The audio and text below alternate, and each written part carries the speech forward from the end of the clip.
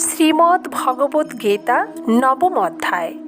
ভগবান শ্রীকৃষ্ণ অর্জুনকে বলেছেন, যারা আমার বিরুদ্ধ মতাবলম্বী তাদের কাছেও তুমি গর্বের সাথে প্রতিজ্ঞা করে বলতে পারো যে, যিনি বাসুদেবের ভক্ত অর্থাৎ ভগবানের ভক্ত, তিনি যতই দুরাচারী হন, তিনি যত সংকটেই পড়ুন, তার কখনো বিনাশ হয় না, তার কখনো পতন হয় না বা অশুভ হয় না।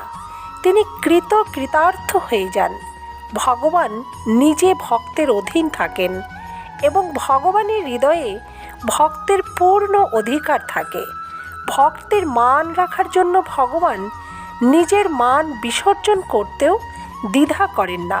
নিজের প্রতিজ্ঞা ভঙ্গ করে তিনি ভক্তের প্রতিজ্ঞা রক্ষা করেন। মহামতি ভীষ্মের ক্ষেত্রে এমনটিই দেখা গেছে।